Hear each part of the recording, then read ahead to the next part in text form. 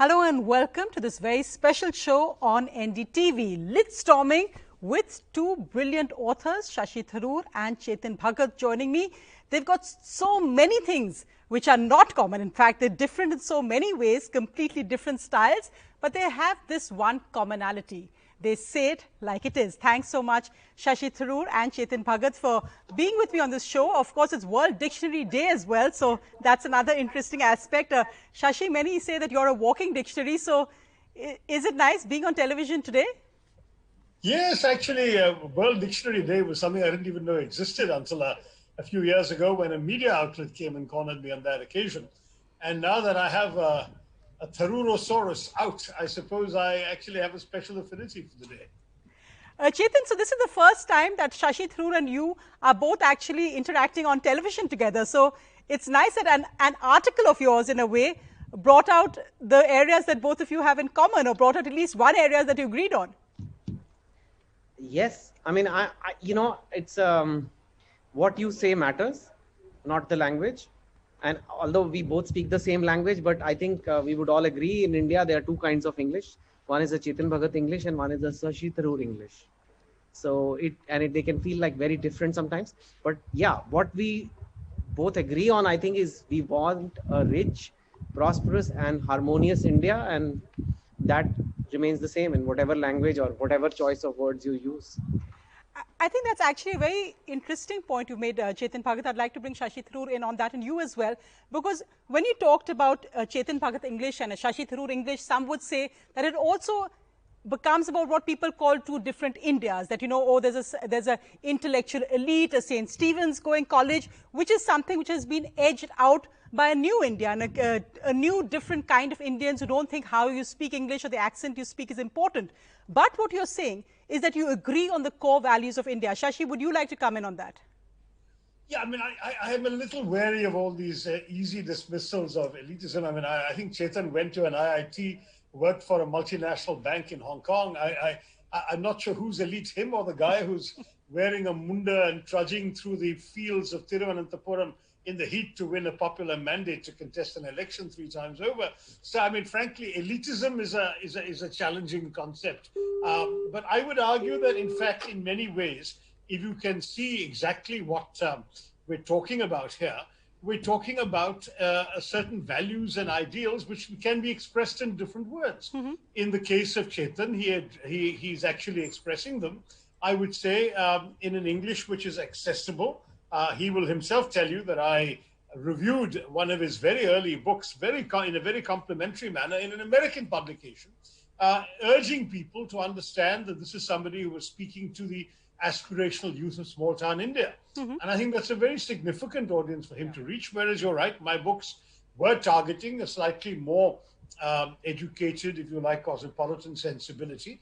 But that doesn't make either of them invalid. I think India is large, it contains multitudes, and it should have room for both sets of approaches, provided, mm-hmm. as Chetan says, we agree on the core values, and we want a united, prosperous, safe, secure, and flourishing India, which works for every Indian, not just an elite and not just a minority. Chetan, come in, because sometimes reverse snobbery almost seems that it's in vogue now, because if your accent is a certain way, then you're dismissed, that you're not a son of the soil. Shashi, in his very urbane, suave style, has put out that he's the guy who's actually out there in the trenches winning elections. No, yeah, he also went to St. Stephen's, and that's like, way more. Okay, but that's. So did I, Chetan. I think, so we are two stiff Indians against IIT okay, and IIM. I'm not fighting this battle then. So, peace. I come in peace. So the point is, I think if I didn't agree with what fundamentally Shashi was saying, I would not be engaging with him or like him as much as I do. And I think only small-minded people or only shallow people go a lot by words and accents and things like that. Somebody, if someone makes sense, these just make sense. And I think that's what we agree on. Shashi, of course, belongs to the Congress, so he has to, he has to fit into the party line as well as his own thing. But honestly, I relate to Shashi, the author, more than Shashi, the politician. And there is no doubt that he works damn hard. In fact, that is one of my questions to him, that how despite being a pretty active politician. He's not like a passive politician, like some movie star who became a politician and then just chills out. He's a pretty active politician, very much engaged in the community. How does he manage to write despite doing that? And 21 books. And so books after books, yeah. Like, exactly. I mean, seriously, the output is prolific, man. So which is your full-time, which is your daytime job or your full-time job, Shashi? Do you see yourself as a politician or as an author?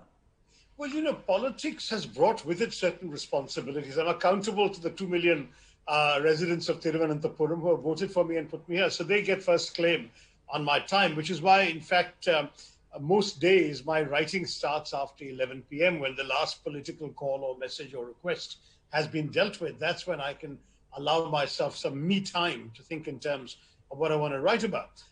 It doesn't often therefore, always qualify as perhaps a principal activity. Though when the Lok Sabha websites wishes to list a profession, they unwisely, without consulting me, listed me as a diplomat. And I said, take it off. List me as a writer, because in as much as I have a profession beyond politics, it is writing. I'm already an ex-minister. One day I'll be an ex-MP, but I intend never to be an ex-writer. In fact, I wanted to ask, picking up on what Chetan said, that you have to follow the party line. What's interesting, Shashi, is that you're called so many different things. You're called a dissenter by some. You're called somebody who never toes the party line, which is why, ironically, despite your wonderful acquaintance, much more than acquaintance, your wonderful passion for the English language, you're still not an official spokesperson of the Congress party. And Chetan, you're often called a bhakt. So between a dissenter and a bhakt, what truly describes either of you? Chetan, do you want to go first as a bhakt? Have you seen the 12,700 troll abusive comments because I said that, wow, what is wrong in this Tanishq ad? How am I a bhakt? I mean, so I mean, 12,700 people have the time in this country. Just imagine how amazing life must be in our country, that despite a 24% GDP contraction, despite Corona, despite so many other problems and difficulty, people have the time to go troll an author and tell him how horrible he is because he said he liked an ad. Mm-hmm. So I don't think I'm a bhakt. People who say that, they often find it difficult to, are the same people who try to maybe classify Shashi. What I meant is he has to obviously be somewhat in line with Congress. There is nothing, I mean, that's the whole point of being in the Congress, that he agrees with them somewhat. But I think people often have a problem placing Shashi and me because we are writers and we have independent opinions on certain things. Mm-hmm. And people find it much easier to slot people permanently. Like if I say Sonia is anti-BJP, now I don't have to every time listen to what you say or anything. I can just tell my brain to think that about you. Whereas if I really want to apply myself, I should see what Sonia is saying and then see whether she makes sense or not. She doesn't have a fixed bias. If something is sensible to her, she says it. So I think Shashi and I belong to that category. Unfortunately, I feel Shashi is not valued by the Congress as much as he should be. But then who is? Shashi, I'm not going to go there, Chetan. All I can say is that I know. See, this is where, and it's perfectly understandable. It's a very honorable thing to do. This is where he has to kind of align his views with that of and he has to take his party along with it. But yeah, I do feel like there could be a lot more done here. Shashi, go ahead. I don't see myself. I don't see myself as a dissident at all, Sonia, because I came into politics rather late in life.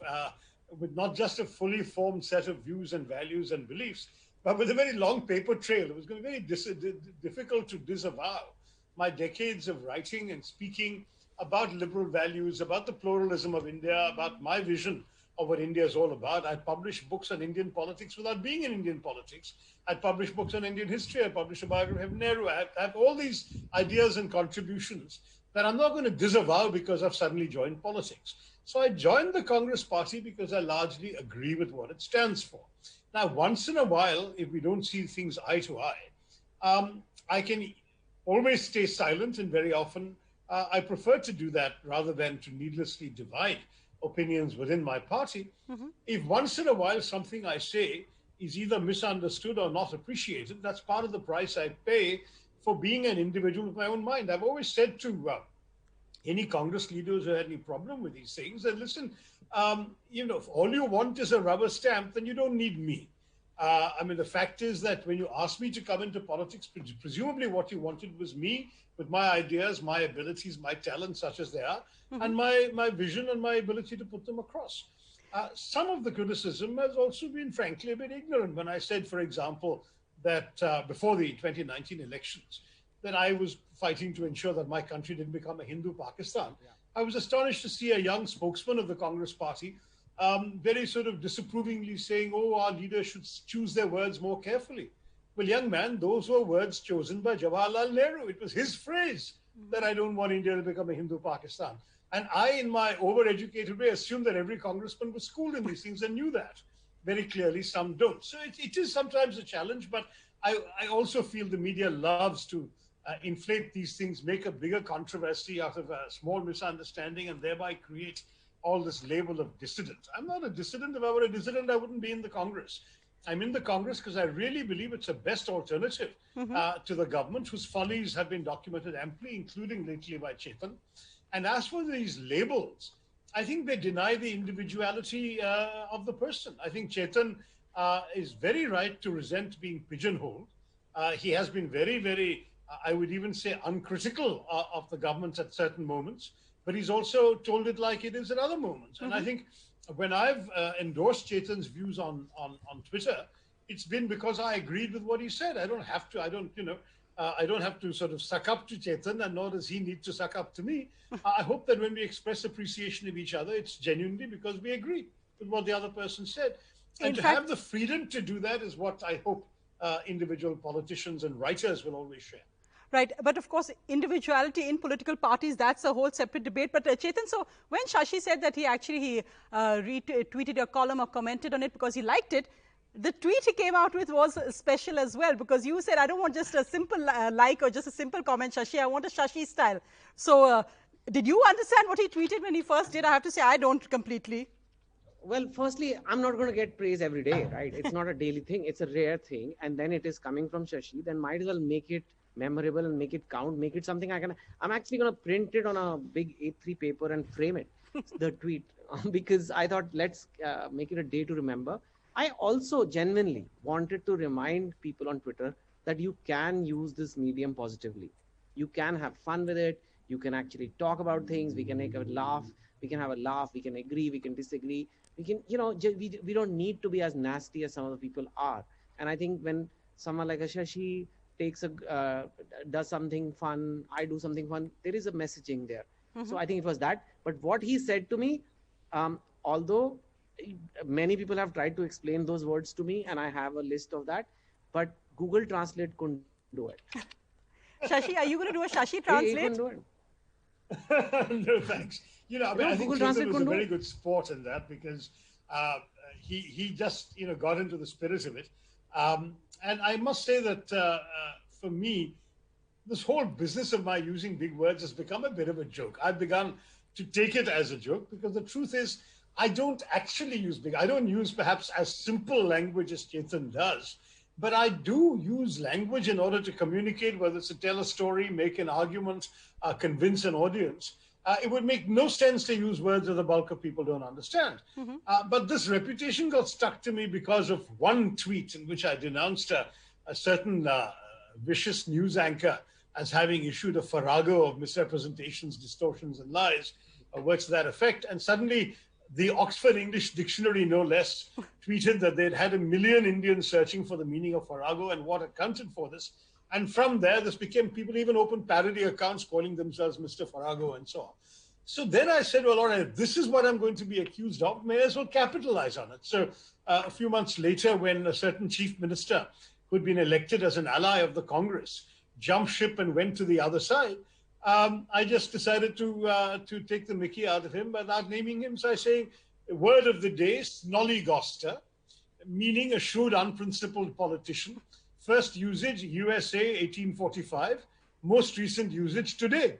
And I didn't need to name anybody. I didn't need to talk about it. The word alone was able to make my point. And that then became a running gag, so that, for example, when I launched my book, The Paradoxical Prime Minister, I issued a tweet saying that my new book is more than just a 500-page exercise in floxy-nosy nihilipilification, Oh, which means God. the act of estimating someone as worthless.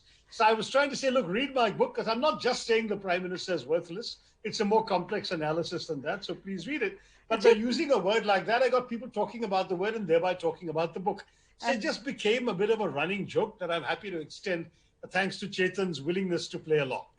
No, Well, absolutely. not just me. I mean, there's a book called Tharurosaurus.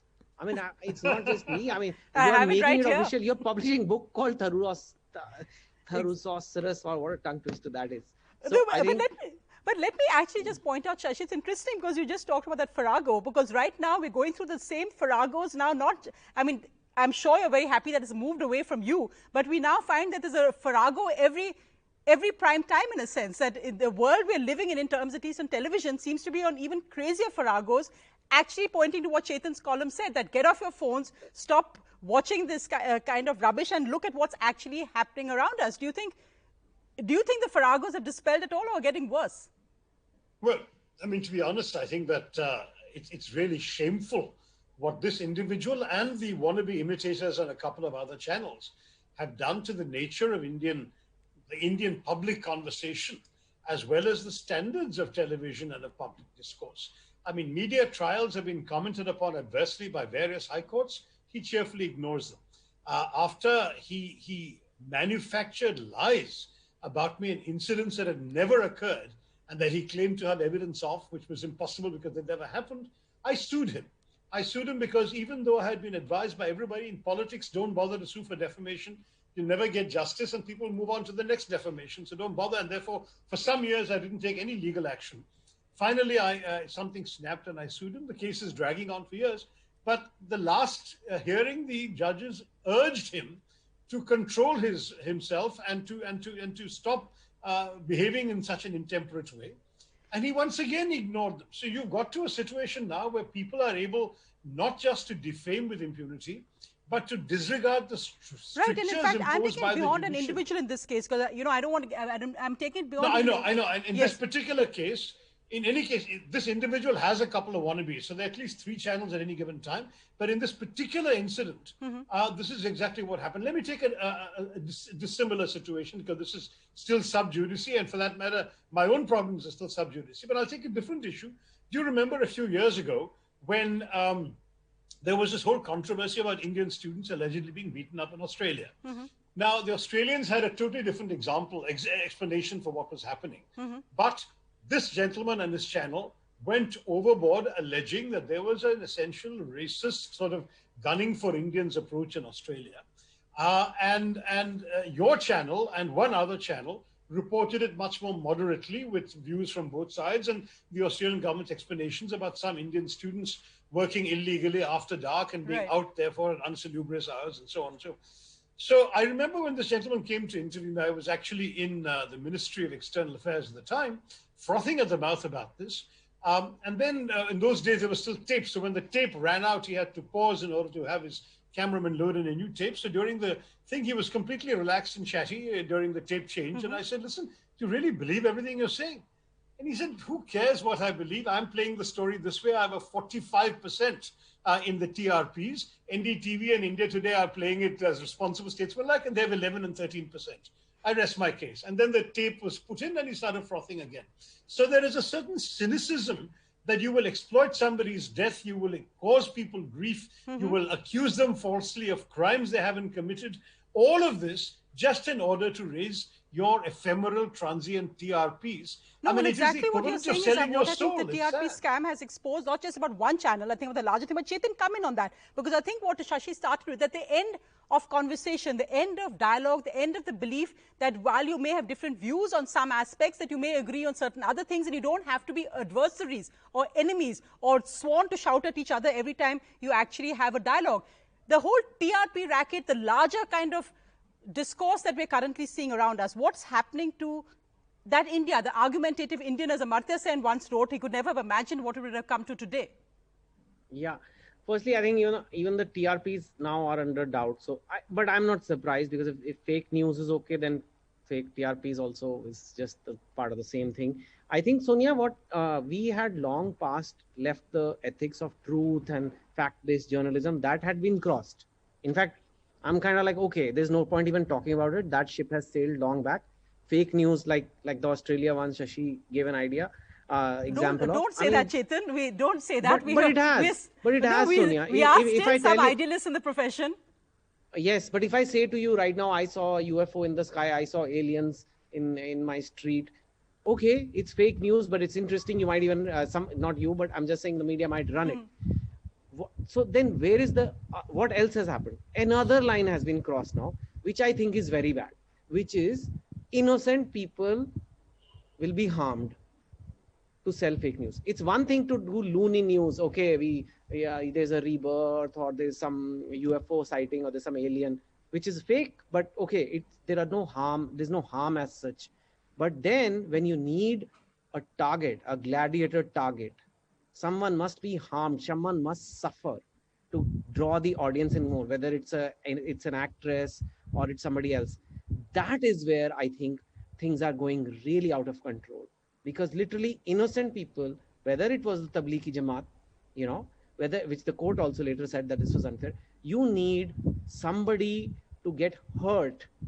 And I think that line is, when you see that line, just giving fake news seems like almost gentle. I mean, okay, it's just fake news. No, absolutely. That's a very important point, that you're actually making villains out of certain, whether it's a community, whether it's a young actress, whether it's somebody else, and who then actually compensates entire Bollywood, whether it's a company for what to lose. And the worrying thing is that yeah. once you lose credibility of news television, when news becomes entertainment, you see other places taking over, like WhatsApp takes over for a source of news. In fact, I'm sure many of us know people who look at WhatsApp as their main source of news. They'll believe it because they saw it on YouTube, or they'll believe it from anybody can say anything, and that's seen as verified news. Do you think that's a huge issue now? You talk about attacks that you face. Is it often based on what's out there on WhatsApp or on the internet? Are you referring to me or to Chetan? Sorry. Well, to both of you, actually. To both of you. Shashi can take it. Well, I mean, I have to open my timeline daily on social media and find, as Chetan mentioned, the 12,700 trolls he has. I probably have 12,07,000 trolls who have swallowed or choose to believe the lies of people like the individual we were talking about, who routinely call me murderer and all sorts of awful things. Because presumably, apart from their politics, which they clearly despise mine, they have managed to persuade themselves that I am all these things that not even the police have ever alleged, or anyone else anyone, including her own children and brothers, have ever alleged that I ever have done. So, I've got this problem as being in public life, that there is an image, if you like, that your enemies also contribute to building up as much as your own work. I mean, I would like to be judged by what I have written, what I have done for my constituents and for the Indian people, the things I've said, the stands I have taken. Everyone wants to be ultimately the owner, as it were, of their own image. But when you're in public life and you're unfairly trolled, victimized, traduced, then you end up also discovering that there are all sorts of false beliefs about you, which have been engendered maliciously by people for their own agendas, their own TRPs or whatever else. And that too becomes, unfortunately, part of what you are publicly. When strangers Google you, they find that along with this. So it is hard and painful. And I really feel for that young girl in Bombay, and I feel very sad for the very many other victims of an unprincipled media. We've come a long way from World Dictionary Day, Sonia, but since you raised the question, yeah, I'm afraid that is really a problem. Well, a dictionary, in a sense, has words or answers for everything. But just to ask also, because we're talking that the importance we are giving, and when we talk about words, the importance we are giving now to social media and the impact. I mean, we've seen what happened this week with the Tanishq ad being actually withdrawn, with apologies for being secular. Being put out by stores, and we're seeing that even after it's kind of got a life of its own, even after the ad has been withdrawn by one of our biggest corporate brands, that you still see stray protests happening. In a sense, it's a social media generated phenomena, which even India's biggest corporates are bound to. How real is this threat, Chetan, do you think? And why is it that we don't seem to be able to stand up to it? Or, as I said, I mean, you would think that India's biggest corporate, a brand backed by the Tatas, would be able to stand up to online trolls. Actually, that is what disappointed me even more, because this is not just any, it is not like a one jewelry shop somewhere, which is like, if there is this is the Tata Group. I mean, they own everything from Range Rover to Tata Trucks to salt to jewelry, and this is one of the most prominent, respected groups in the country. And if they could not handle this, that was very disappointing. Maybe they took a call because they have like a precious items in their stores, diamonds, gold, and they didn't want like a couple of the losses could be huge. But they could have kept the ad, because frankly there was nothing wrong with the ad. I mean, there are ads which are sometimes offend people. I saw the ad many times over. I couldn't see anything from any prism, any lens. As an Indian ad, it was a nice ad. I mean, and the fact that they had to do this, it's harmful. It's harmful for the economic development of the country, because new companies that come here, people who are doing business in India, they feel nervous. This is what businesses assess as political risk, social risks, and that has an impact on our growth and on our jobs. And it's not all Hindus who feel this way. No, I mean, absolutely. So obviously not. Obviously not. In fact, Shashi, that's what I want to bring you in on, because in a sense now, it's one thing when you see political parties setting agendas, but on this almost seems to be amorphous. I mean, there will be claims that is this about hate politics, but the larger bit being that a group of people coming together, even if some are politically affiliated, can actually make a brand like this bow down. And the larger aspect that somehow being secularism, which is in the preamble of our constitution, is almost a word that a brand is ashamed to be associated with today, an interfaith marriage. That's right. In fact, disgracefully, a Tanishq store owner in Gujarat actually put a sign on his door saying that he apologized for his own company's quote-unquote shameful ad. If I were Mr. Tata, I would fire him overnight.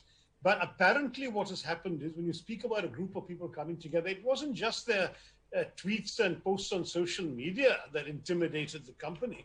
It was apparently threats to the safety of their employees and the employees' families. And, Gundas, if they're allowed to have their way in our country, what at the end of the day will our country and its democracy be worth? We have to be a country where people can say what they believe in. Others can be free to disagree. You can express your views and biases, but you can't threaten people. And that apparently is what's happened. And that's why apparently the Tatas decided that discretion was the better part of valor.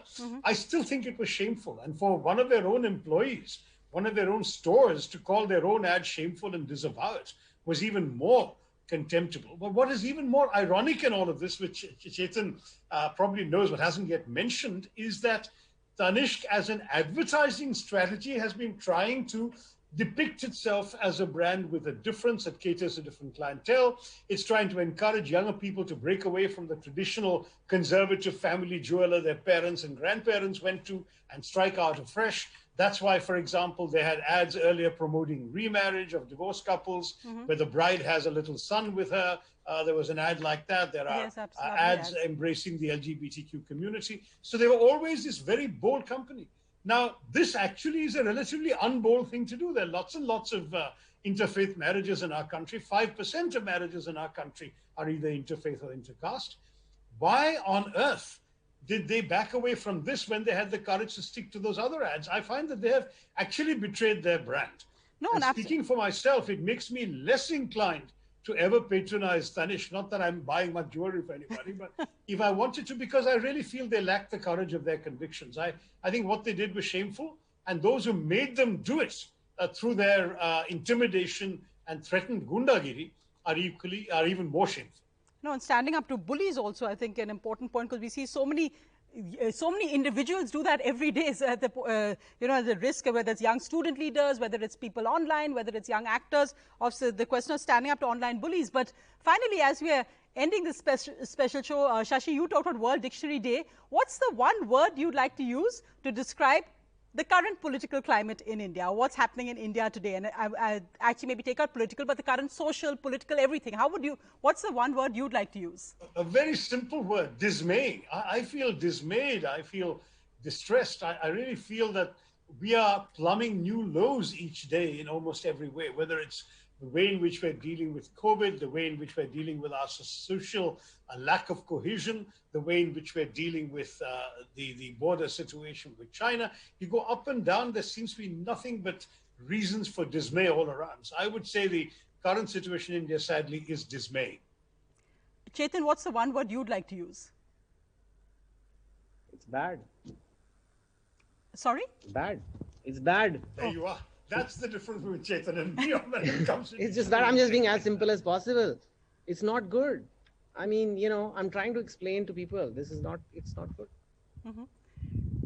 Shashi, you're going with dismay now. I expected a little bit better than that from somebody who's come up with also Zug Zwang. His reputation now. Zug Zwang is one of your words, Shashi, so I want a better word than dismay. Zugzwang is a chess term coming from German, but used in English, which refers to when you're forced to make a move that will result in your own capitulation, your own defeat. Because in chess, you can't pass. You know, in some card games, others you can pass your turn. In chess, you have to play. And when you play and you're basically putting your king in jeopardy, that's a Zugzwang. Now, in those situations, you can say they locked themselves into a failure. But why has our government taken steps, or why is our society in the process of taking steps that are guaranteeing our own failure? The column of Chetans that I praise is making this point that we are doing ourselves a disservice. We have so many things we can do, we're capable of doing, that we should be achieving. Why are we wasting time dividing ourselves in this pathetic way? That's one of the reasons for my dismay, and I think Chetan shares that. Well, maybe I should focus on the other word you explained here, which is a word I think every Indian is familiar with, satyagraha. So it's interesting to have that also. And maybe I'll end with being a Panglossian. Let's hope. Shashi, do you want to explain that? Oh yeah, Panglossian is somebody who's totally optimistic. All is for the best in this best of all possible worlds. That means that nothing can go wrong. There are a lot of Panglossians, of course, in support of the present government's actions as well, and I don't mind. I mean, one would always like to be an optimist. So in my case, I define optimism as regarding the future with uncertainty.